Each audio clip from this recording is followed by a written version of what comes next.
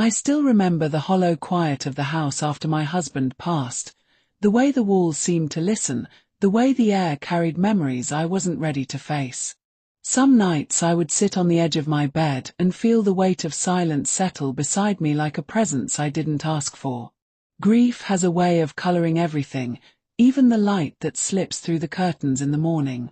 For months, I moved through life in a blur, every step careful, every breath measured.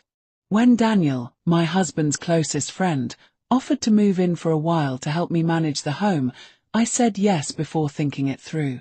It wasn't because I needed someone to fix the roof or carry groceries.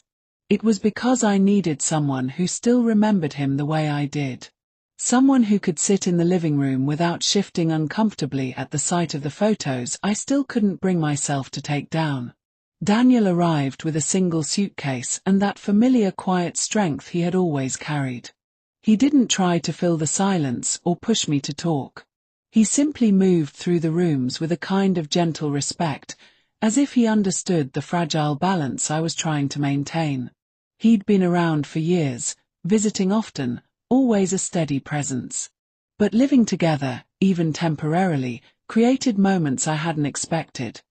Small conversations at breakfast, passing each other in the hallway, the subtle warmth in his voice when he asked how I was holding up.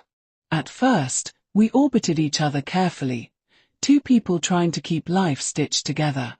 I would find him fixing little things around the house, tightening loose cabinet handles, replacing light bulbs, sweeping the porch. When I thanked him, he'd smile in that quiet way that made something flutter deep inside me, an emotion I wasn't ready to name. One evening, I walked into the kitchen and found him stirring a pot on the stove. The smell of warm spices filled the air. He looked up at me with a soft grin. "You forgot to eat again," he said, not accusing, just concerned. I laughed under my breath, a little embarrassed. "I've been forgetting a lot of things lately." He handed me a spoon to taste. It was simple soup, nothing extravagant, but it warmed me from the inside in a way I hadn't felt in months. "You don't have to take care of me," I said quietly. "I know," he replied, meeting my eyes. "But I want to." That was the first time I realized how often his gaze lingered on me, not in a way that felt wrong or heavy, but in a way that made me feel seen. Truly seen. And it scared me a little, because I felt something shift inside me, something gentle and unexpected. We fell into an easy rhythm after that. Morning coffee on the back steps, shared silence as we watched birds land on the fence. He started reading in the evenings, his soft page-turning somehow comforting. Some nights, when the grief crept in and settled on my shoulders, he would sit nearby without speaking, letting his presence be enough.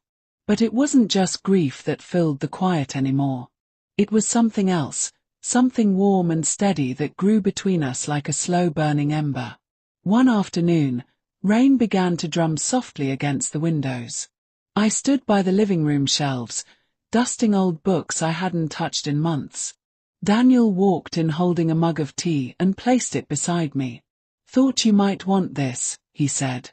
His fingers brushed mine, an accidental touch, feather-light but enough to still the air around us. I felt a warmth rush through me, not overwhelming, just undeniable. "Thank you," I whispered, and for a moment we simply stood there, close enough that I could feel the quiet strength of him beside me. I tried to shake the feeling, but the truth was harder to ignore each day. I started noticing little things, how he always remembered to refill my water glass before bed, how he'd look at me with a softness that didn't need words, how he sometimes smiled to himself when he thought I wasn't watching. Weeks passed like this, calm and unhurried. But one evening, something changed. I was sitting on the porch swing as the last bits of dusk faded into the horizon. The air was cool, carrying the scent of damp earth. Daniel stepped outside, wiping his hands on a cloth after fixing something in the garage. "You always sit here when you're thinking," he said lightly as he settled beside me. I smiled. "You notice everything, don't you?" "Only when it's about you," he murmured, almost too quiet to hear. My breath caught. It wasn't what he said, it was the uncertainty in his voice, as if he regretted letting the words slip. A long silence settled between us, comfortable at first, then charged with something neither of us spoke about. Daniel, I began, but I didn't know where the sentence was going. He turned his head slightly toward me. You don't have to say anything. I know this is complicated. It feels different, I admitted quietly. And I don't know what to do with that. His voice was gentle. I don't want to make anything harder for you. What he didn't say, what neither of us dared to, hung in the air like the last note of a song waiting to fade. The days after that were filled with an unspoken awareness. We moved through the house more carefully, traded glances that lingered a little too long, shared smiles that carried meaning beneath the surface. And still, neither of us pushed past the invisible line we'd drawn. But life has a way of nudging you when you try too hard to stay still. One night, electricity flickered out during a storm. The house fell into darkness except for the soft glow of a single candle Daniel lit and placed on the table. I stood near the window, watching lightning tear across the sky. You okay? He asked softly behind me. I nodded, though I wasn't entirely sure. Thunder rolled in the distance, deep and steady. When I turned, he was closer than I expected. Close enough to see the faint worry in his eyes. Close enough to feel the warmth of him even in the cool air. I've been trying to give you space, he said, voice low. But I don't want to pretend I don't care. There it was, the truth I had been afraid to let surface. Daniel, I whispered, my chest tightening in a way that felt painfully human. There were moments, before everything happened, when I wondered what it would be like if things were different. If I had met you first. If life had taken a different path. He exhaled, a breath that sounded like something long held finally released. I used to think the same thing, he admitted. I never said anything. I didn't want to hurt anyone.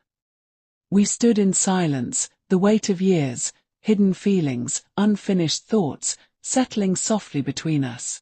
I never imagined we'd end up here, I said. Neither did I, he whispered. But I'm glad I'm here with you. The storm outside softened into a steady rain. Something inside me softened too. I stepped a little closer, not touching him, just letting the space shrink naturally. His eyes lowered for a moment, not out of shyness, but out of what felt like honesty, bare, unguarded. I don't know what comes next, I said quietly. You don't need to, he replied. We can take it one moment at a time. His hand lifted slowly, as if giving me every chance to pull away. But I didn't. When his fingers brushed mine, it was gentle, warm, grounding. More comfort than anything else. More reassurance than any words could have offered.